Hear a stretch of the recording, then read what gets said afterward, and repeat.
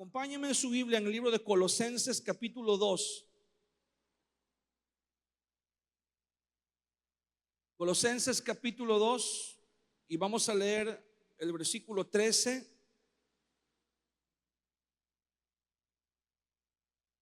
al 15.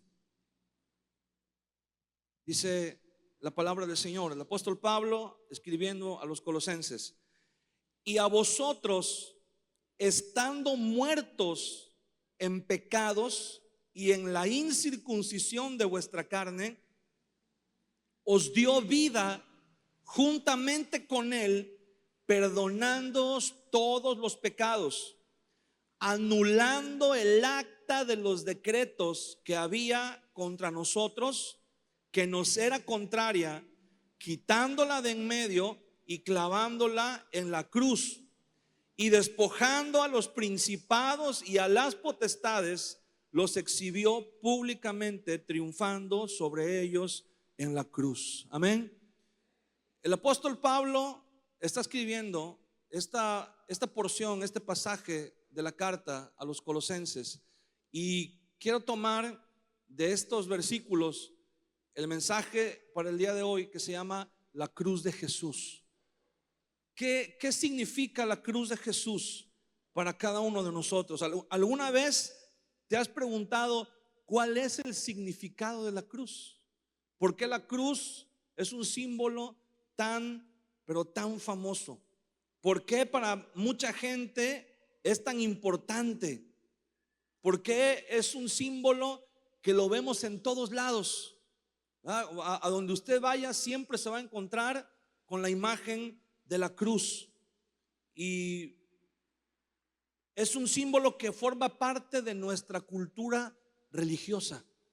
Nosotros vivimos inmersos en una cultura cristiana, y la cruz forma parte de nuestra vida casi que desde que nacemos hasta que morimos. Pero casi nada sabemos acerca de su verdadero significado. No entendemos, la vemos y sabemos que es la cruz, y la relacionamos inmediatamente con Jesús, pero no alcanzamos a comprender el verdadero significado. ¿Qué significa la cruz para nosotros como cristianos? La cruz tiene un significado muy importante, y vamos a encontrar en la palabra de Dios qué es lo que el Señor quiere enseñarnos por medio de la cruz. La cruz fue profetizada desde el libro de Génesis. En el capítulo 3 de Génesis, en el versículo 15, Dios estaba hablándole a la serpiente y le estaba diciendo: voy a poner enemistad entre ti y la mujer, entre tu simiente y la simiente de ella. Y le dice a la serpiente: tú la vas a herir en el calcañar, pero ella te va a herir en la cabeza. Ese es lo que los estudiosos de la Biblia, los teólogos, ese versículo de Génesis 3:15 le llaman el protoevangelio. La primera vez en la Biblia que se predica el evangelio. El evangelio no comienza en el Nuevo Testamento con los libros que se llaman los evangelios.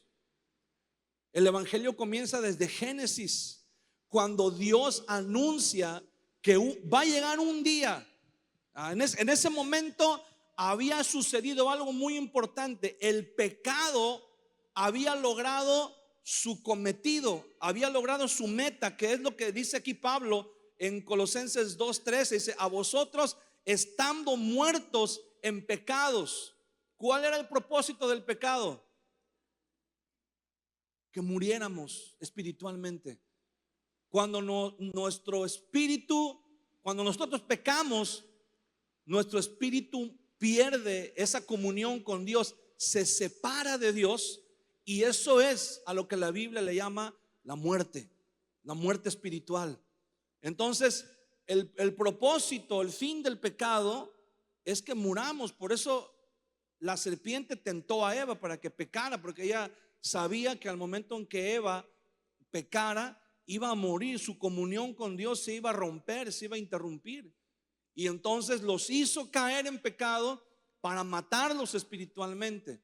Entonces el pecado logra su cometido, pero en el versículo 15 el Señor viene y le dice a la serpiente: va a llegar un día cuando un descendiente de la mujer a la que tú engañaste, un descendiente de ella, te va a provocar una herida de la cual no te vas a recuperar, una herida de muerte. Aunque tú intentes, le dice el Señor a la serpiente, aunque tú intentes también matarlo, pero solamente le vas a hacer una herida leve y se lo vas a herir en el calcañar, pero él te va a herir en la cabeza, te va a hacer una herida mortal. Y ahí Dios estaba declarando que ese descendiente, ¿quién es el descendiente de la mujer? Jesús. Jesús es el descendiente de la mujer que aplastó la cabeza de Satanás. Ahora, ¿dónde o en qué momento fue cuando Jesús aplastó la cabeza de Satanás?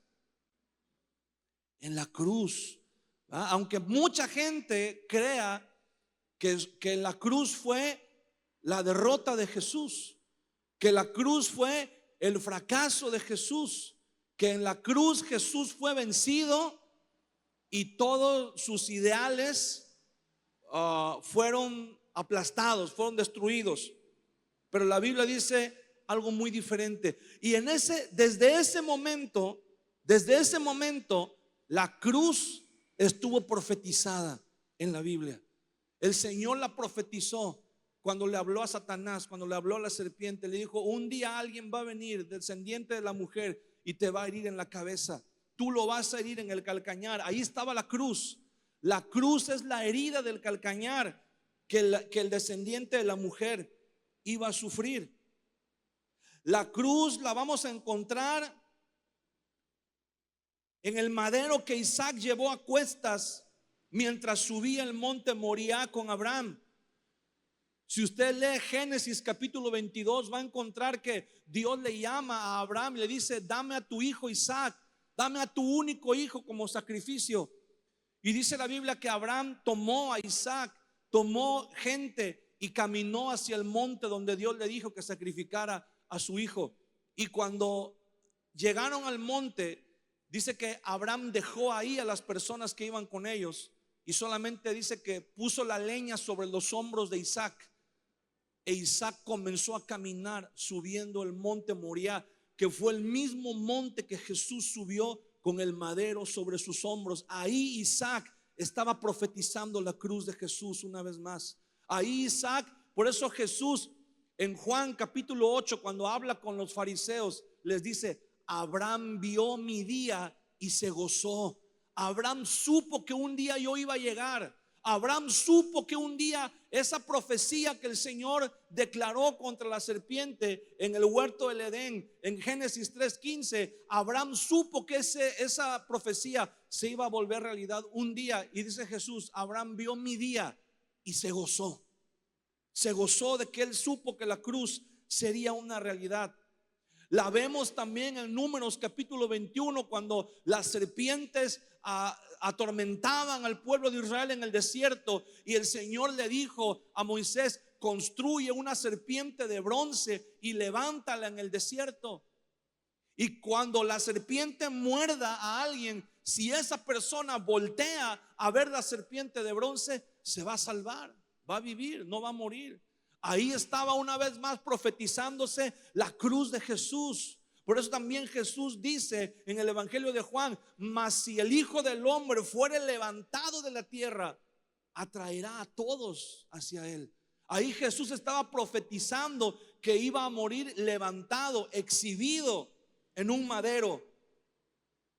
La encontramos en el Salmo 22, cuando David profetiza acerca de la muerte del Mesías. Cuando David de manera profética está orando a Dios y le está diciendo a Dios cómo se siente. Y David le dice a Dios: mira, mis enemigos me tienen rodeado, han perforado mis manos y mis pies, puedo contar todos mis huesos. se repartieron mis ropas, se repartieron, echaron suerte sobre mis vestidos. Ahí David estaba profetizando la cruz también. Ahí David estaba diciendo: un día el descendiente de la mujer va a sufrir esta agonía en la cruz, pero no va a ser en vano. Va a tener un trasfondo, va a tener un significado. Y entonces, cuando el mismo Jesús habla acerca de su muerte en la cruz, nos está diciendo que la cruz es algo importante para nosotros, hermano. Muchas veces, mira, el evangelio es predicado, pero quiero decirte algo: no podemos predicar el evangelio y sacarle la cruz. Es lo que mucha gente quisiera, sacarle la cruz al evangelio, porque la cruz significa muerte. La cruz significa sacrificio. La cruz significa dolor. Y eso no nos gusta. Por eso cantábamos hace un momento un himno que dice: aunque muchos desprecien la cruz de Jesús, para mí tiene suma atracción. En esa cruz fue donde el Señor Jesús llevó, dice el himno, mi pecado y mi condenación. Por eso es tan importante. Por eso es que nosotros, cuando vemos la cruz, hermano, nosotros no adoramos la imagen de la cruz. No sé si alguna vez usted ha hablado con alguna persona que le dice: ¿y por qué usan la cruz? Hay mucha gente que dice: pero ¿por qué usan la cruz si la cruz es un instrumento de tortura? La cruz representa algo horrible. La cruz representa un tormento. La cruz representa una agonía. La cruz representa el dolor, el tormento de Jesús, del Hijo de Dios. ¿Por qué usan la cruz en las iglesias? ¿Por qué traen la cruz colgando, verdad, en una cadena? ¿Por qué traen la cruz en una playera? Y no entienden. Quiero decirte algo: la gente no entiende el significado de la cruz.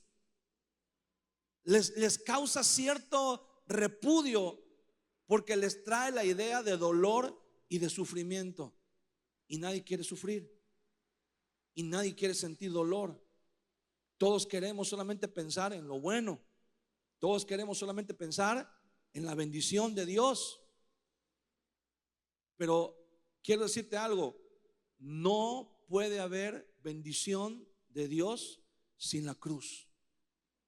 Tenemos que amar la cruz de Jesús.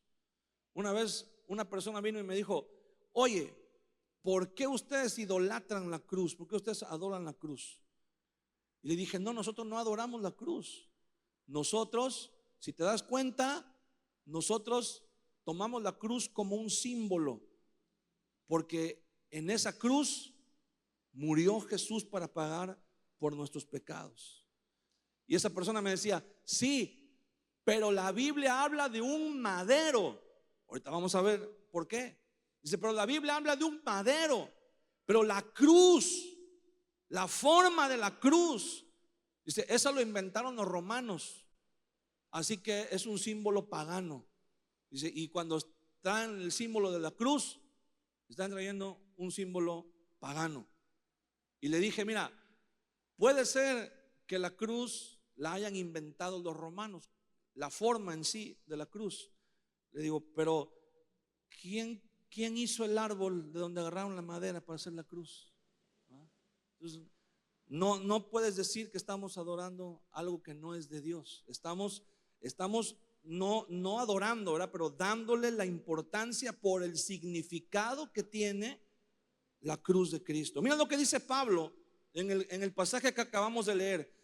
Nos está diciendo primero: a vosotros, estando muertos en pecados. Fíjese bien, el pecado nos mató espiritualmente. El pecado nos rompió la comunión con Dios, nos separó de nuestra comunión con el Señor. Y esa separación nos llevaba como consecuencia al infierno, a la separación eterna.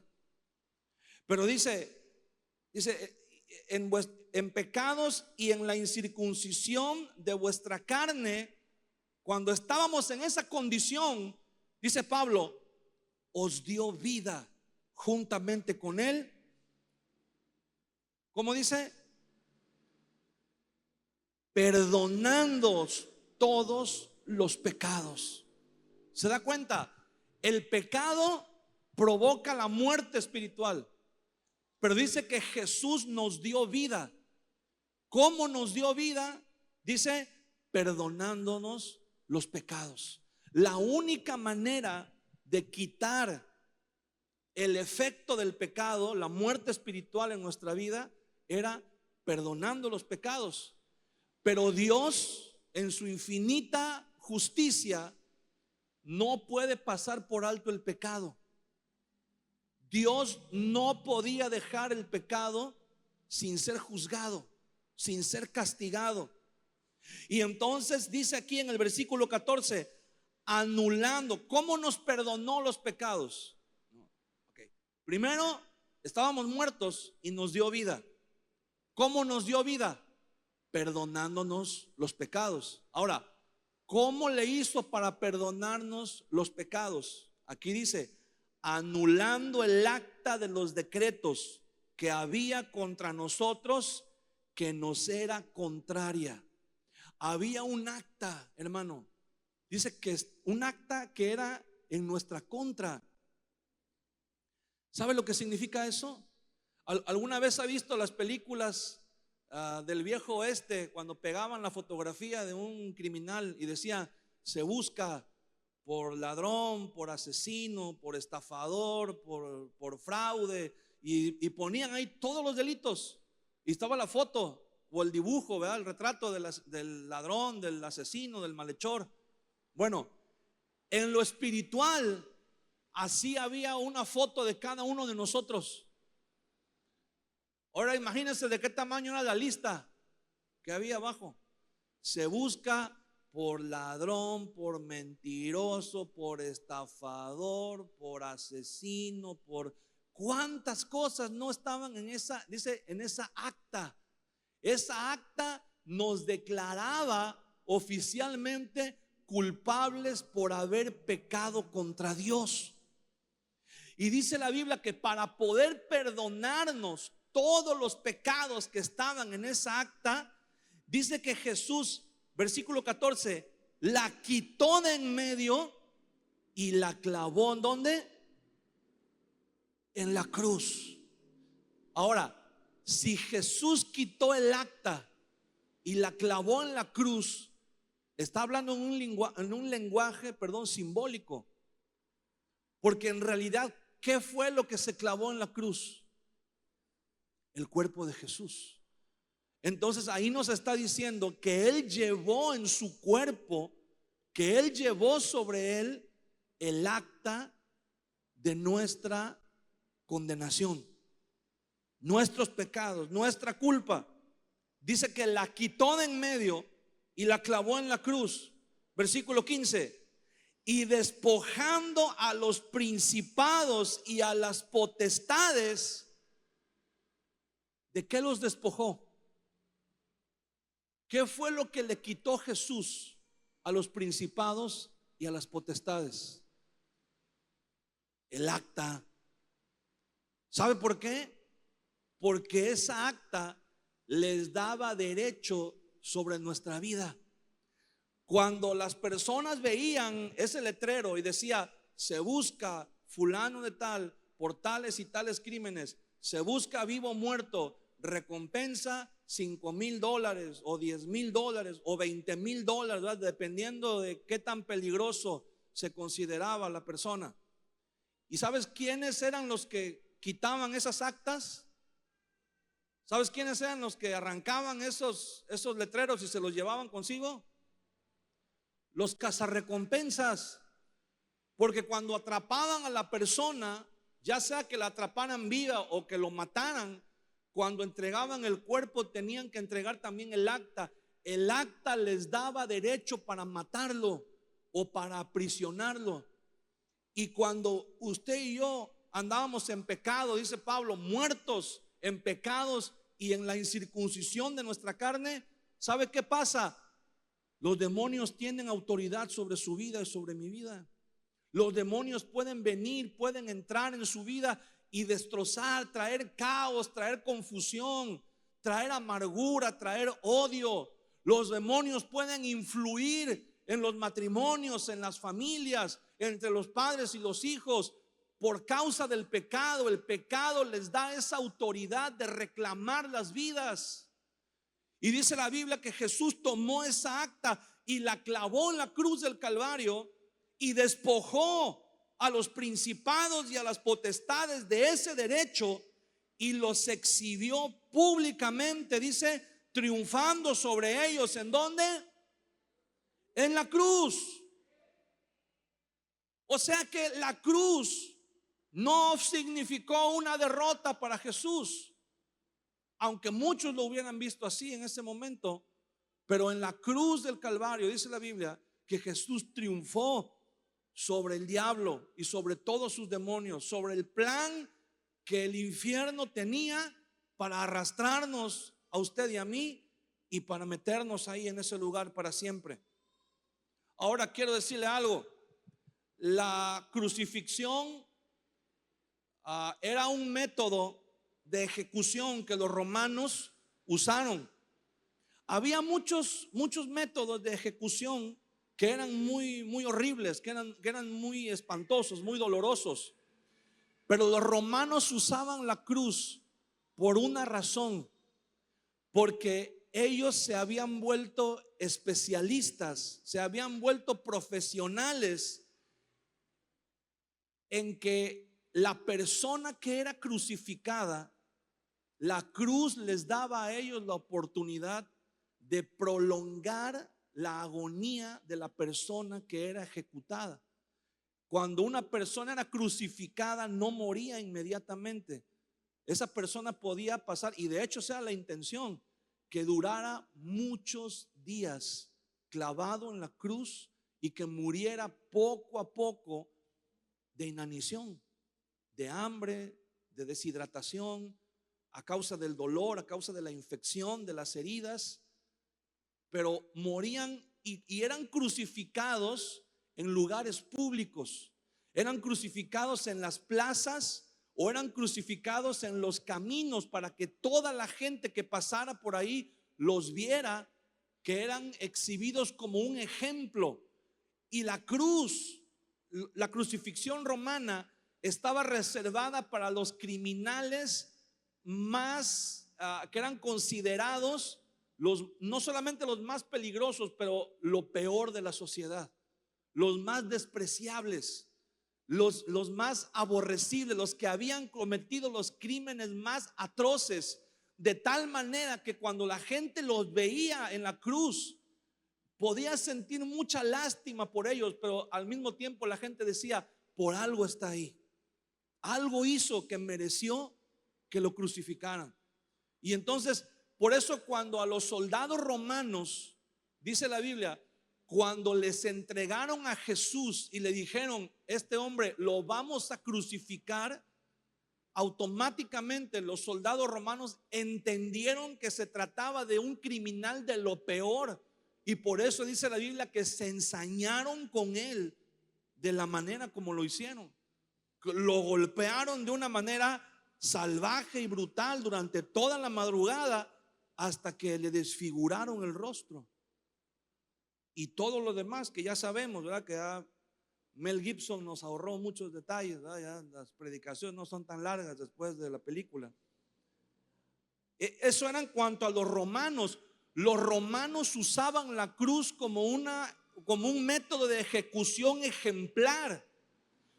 Algunos años antes de que Jesús naciera, hubo una revuelta de los judíos, un grupo de judíos, más de 5,000 judíos se reunieron en el desierto y se levantaron en armas para luchar contra los romanos.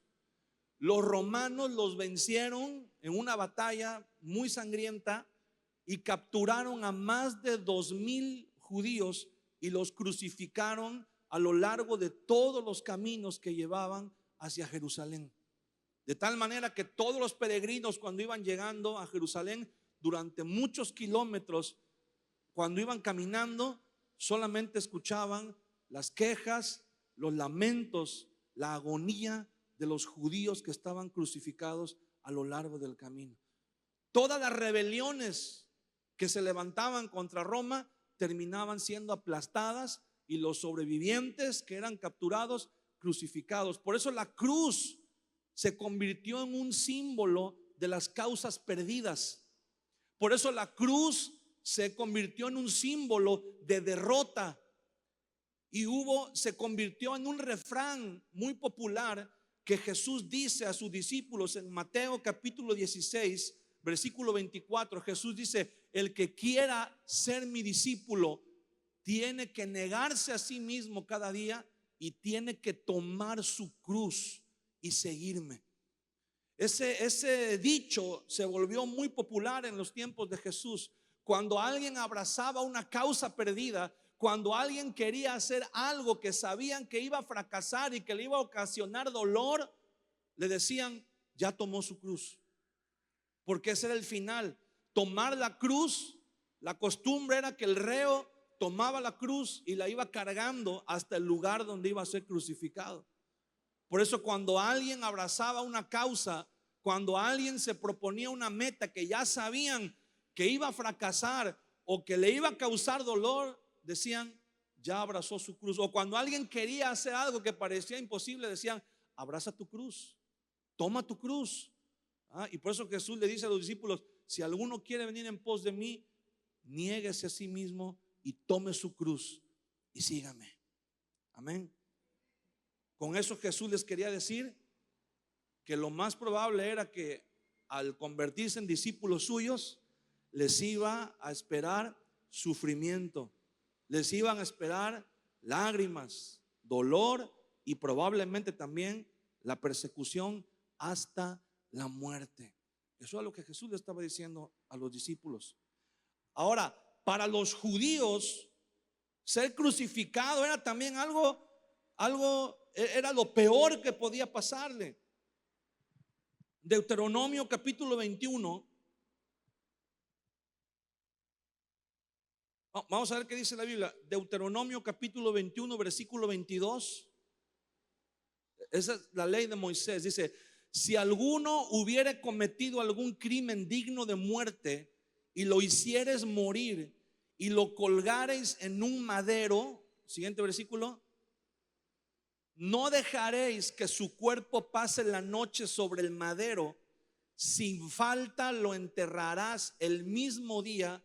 Escucha esto: porque maldito por Dios es el colgado, y no contaminarás tu tierra que Jehová tu Dios te da por heredad. Desde el punto de vista de la ley judía, un hombre que moría colgado en un madero estaba maldito, era maldición.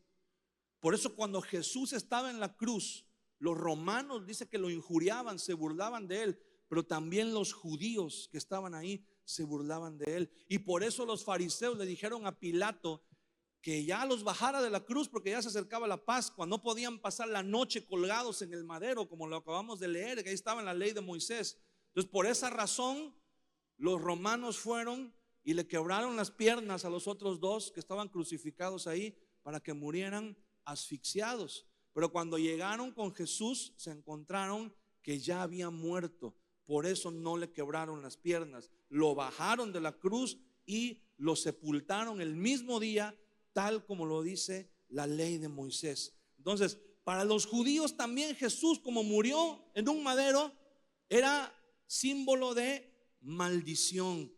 Y aunque ambas perspectivas consideraron a Jesús como lo peor por causa de la cruz, vamos a ver qué es lo que dice la palabra de Dios. En 2 de Corintios, el apóstol Pablo escribe algo muy interesante acerca de ello. 2 de Corintios capítulo 5. Vamos a leer desde el versículo 14 hasta el versículo 21. 2 de Corintios 5:14 dice: porque el amor de Cristo nos constriñe, pensando esto, que si uno murió por todos, luego todos murieron.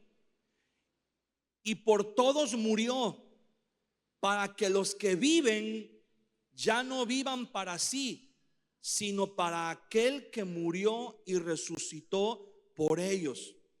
De manera que nosotros de aquí en adelante a nadie conocemos según la carne. Y aun si a Cristo conocimos según la carne, ya no lo conocemos así. De modo que si alguno está en Cristo, nueva criatura es.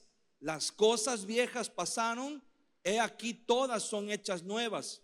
Y todo esto proviene de Dios, quien nos reconcilió consigo mismo por Cristo y nos dio el ministerio de la reconciliación.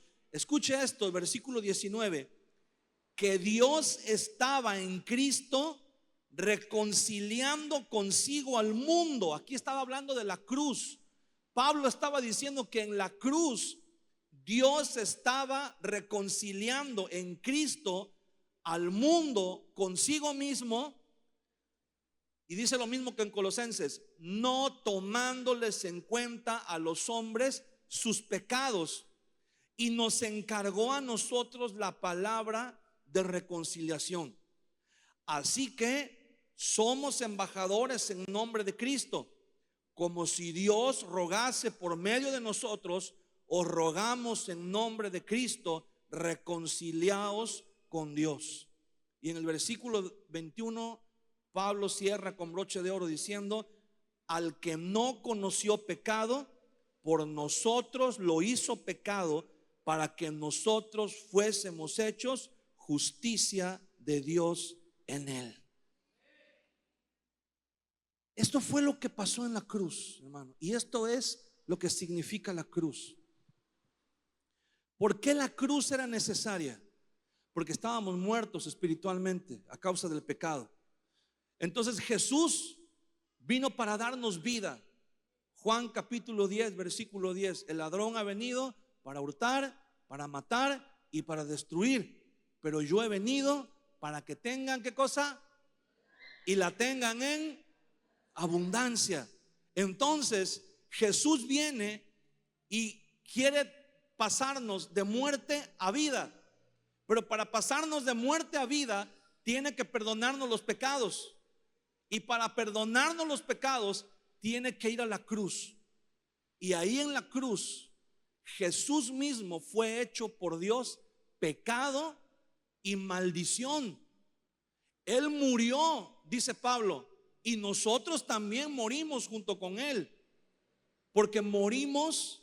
Ese es el propósito de la cruz, que así como Jesús murió y resucitó, nosotros podamos morir a nuestra vida de pecado y podamos resucitar a una vida nueva en Cristo Jesús. Dice el apóstol Pablo, para que ya no vivamos para nosotros mismos, sino para aquel que murió y resucitó. Amén. Eso es lo que Dios nos está diciendo por medio de la cruz. Cada vez que usted vea una cruz como esa que tenemos ahí, cada vez que usted vea una cruz, usted tiene que pensar que en una cruz como esa Jesús murió para perdonar nuestros pecados, para que usted y yo pudiéramos pasar de muerte a vida. Pero no solamente eso, porque el mensaje de la cruz no solamente es para los inconversos. El mensaje de la cruz es para todos nosotros, aunque ya tengamos 20 o 30 o 40 años de ser cristianos.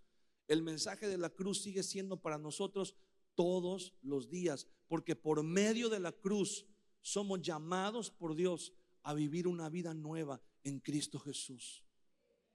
¿Qué es? La cruz es la puerta, hermano. La cruz es la puerta por la que podemos entrar a una vida nueva. ¿Por qué razón? Escucha bien esta pregunta. ¿Por qué razón querrías permanecer en la vida que tienes ahora? ¿Cuáles son las características de la vida que tienes ahora? A lo mejor estás lidiando con pecado. A lo mejor estás lidiando con relaciones tormentosas. A lo mejor estás lidiando con conflictos en tu familia, en tu matrimonio, con tus padres, con tus hijos. A lo mejor estás viviendo en aflicciones. A lo mejor estás viviendo en enfermedades. ¿Te gusta esa vida? A nadie le gusta esa vida. Y Dios nos está llamando a entrar por la puerta de la cruz. Dice el apóstol Pablo, para que ya no vivamos para nosotros, sino que vivamos para aquel que murió y resucitó. En el versículo, bueno, al principio leímos versículos 14 y 15. Póngase de pie conmigo, por favor.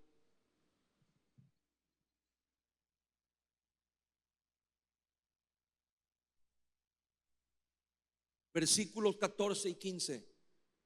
Porque el amor de Cristo nos constriñe. La palabra constriñe significa nos estremece, nos hace como cuando usted ve algo impactante, como cuando usted ve algo impresionante y siente que algo le da vueltas en el estómago. Así dice, el amor de Cristo nos constriñe. Tanto amor, dice Pablo, que no podemos quedar indiferentes ante Él. Nos tiene que remover algo por dentro. Dice, nos constriñe pensando esto, que si uno murió por todos, luego todos murieron. O sea, todos tenemos que morir. Y por todos murió, para que los que viven ya no vivan para sí, sino para aquel que murió y resucitó por ellos. La cruz no es solamente una invitación. Escucha esto, no es solamente una invitación. Primera de Corintios, ahí un libro antes. Primera de Corintios, capítulo 1, versículo 18. Porque la palabra de la cruz es locura a los que se pierden, pero a los que se salvan, esto es, a nosotros, es poder de Dios. La cruz no solamente es una invitación para vivir una vida nueva en Cristo, es el poder que Dios te da para poder vivir esa vida. Porque podemos entender lo que es la vida nueva en Cristo, pero una cosa es entenderla y otra cosa es vivirla. Porque cuando tú entiendes que Dios te está llamando a vivir una vida nueva, a dejar todo aquello que no le agrada a Dios, tú dices, sí, está bien, ya entendí, pero ¿cómo lo hago? No puedo. Ya intenté cambiar, ya intenté ser diferente, ya hice promesas, ya hice mandas, ya lo intenté de mil maneras, pero no puedo cambiar.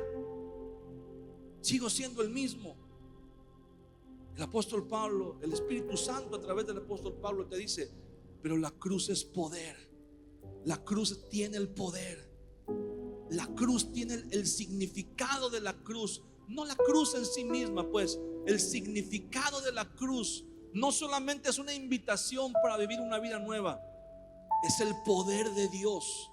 Es Dios diciéndote, si yo te estoy invitando a que vivas una vida nueva, es porque yo tengo el poder para ayudarte a cambiar. Es porque yo también te voy a dar el poder por medio de la cruz para que tú puedas vivir esa vida nueva. Eso que muchas veces hemos intentado cambiar, eso que muchas veces hemos intentado salir, eso que muchas veces hemos intentado de mil maneras. A lo mejor ya intentaste que te hipnotizaran, ya intentaste que te fueran y te hicieran una limpia, ya intentaste, no sé, hay muchas cosas que la gente hace en la desesperación por querer cambiar, en la desesperación por querer arrancarse esa vida de destrucción. Pero nos damos cuenta que no podemos. Pero Jesús dice, yo te puedo dar una vida nueva. Solamente tienes que venir a la cruz. Solamente tienes que acercarte a la cruz. Solamente tienes que decirle, Señor, yo amo esa cruz. Yo amo esa cruz. Yo amo esa cruz, Señor. Puedes venir al altar. Si tú estás lidiando con algo en tu vida que no puedes cambiar, Si tú estás lidiando y tú dices, Señor, he intentado cambiar, he querido cambiar, pero no puedo, pero quiero una vida diferente, anhelo una vida diferente, puedes venir al altar y puedes decirle al Señor, aquí estoy, aquí está la cruz. Hoy vengo delante de la cruz, Señor. Hoy vengo delante de la cruz porque quiero que tú cambies mi vida. Quiero dejar de ser la persona que he sido durante muchos años. Quiero morir a lo que he estado viviendo y comenzar a vivir la vida nueva que tú tienes para mí. Cierra tus ojos ahí en tu lugar y vamos a adorar a Dios. Y si tú quieres venir al altar, si alguien quiere venir al altar, el altar está abierto. Vamos a adorar a Dios. Que el Espíritu Santo del Señor está en este lugar y se está moviendo para tocar los corazones. ¿Quieres venir al altar? Ven al altar. Mientras vamos a adorar a Dios, ven aquí al altar. Ven aquí y dile, Señor, yo quiero lo que esa cruz significa para mi vida. Yo quiero lo que esa cruz representa para mi vida, Señor. Ya estoy cansado, ya estoy cansada. Ya lo he intentado de muchas maneras, pero no he podido. Hoy yo necesito, Señor, entrar bajo el pacto de la cruz. Hoy yo necesito, Señor, venir al pie de la cruz y postrarme ante ti y decirte, Señor, aunque haya muchos que desprecien tu cruz, yo la abrazo el día de hoy, Señor. Yo la abrazo el día de hoy, Señor Jesús. Levanta tus manos. Levanta tus manos. Vamos a orar. Y dile, Señor, hoy yo vengo al pie de la cruz. Hoy yo creo, Señor, lo que esa cruz representa para mí. Hoy yo creo, Señor, que aunque para los que se pierden la palabra de la cruz sea locura, Señor, para mí es poder de Dios para salvación.